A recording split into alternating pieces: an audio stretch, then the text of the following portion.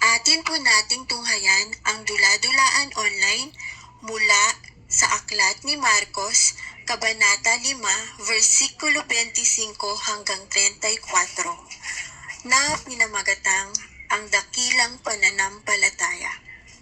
Mga tauhan, Nori bilang Jesus, Janine bilang ang babaeng dinurugo, Anna and Evelyn bilang ang taong bayan, Evelyn bilang ang apostol, at ang inyong pong lingkod, Joanna, bilang narrator.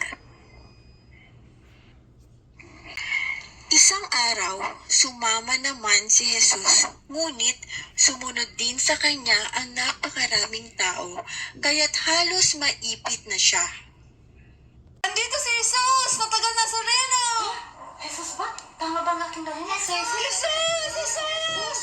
Magalingin mo ako! Jesus! Jesus!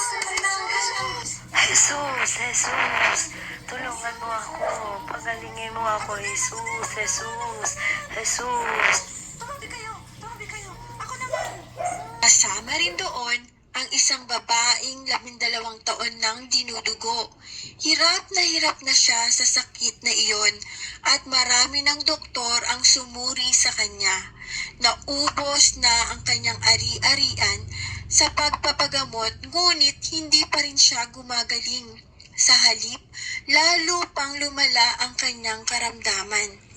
Nabalitaan niya ang tungkol kay Jesus, kaya't nakipagsiksikan siya hanggang sa makalapit sa likuran ni Jesus at hingi po ang damit nito, sapagkat iniisip niyang Totoo nga ang balita, naririto ka Jesus.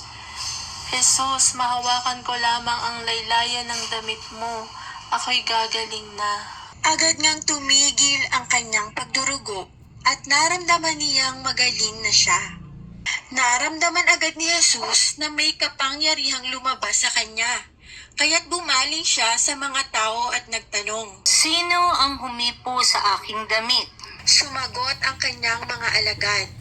Nakikita po ninyong napakaraming nagsisiksikan sa paligid ninyo. Bakit po ninyo tinatanong kung sino ang humipo sa inyong damit? Jesus, tulungan mo ako. Pagalingin mo ako, Jesus. Andito ako, Jesus! Palapitin mo ako! Subalit lumingon-lingon si Jesus upang tingnan kung sino ang humipo sa damit niya. Palibhasa'y alam ng babae ang nangyari, siya'y nanginginig sa takot na lumapit kay Jesus, nagpatira pa at ipinagtapat ang buong katotohanan. Paumanhin, Panginoon. Ako po ang humipo sa inyong damit. Ako po ay 12 taon ng dinudugo. At nung mabalitaan kong ikaw ay naririto, sinabi ko sa aking sarili, mahawakan ko lamang ang laylayan ng damit mo at ako'y gagaling na. Subalit sinabi sa kanya ni Jesus, Nak, pinagaling ka ng iyong pananalig sa akin.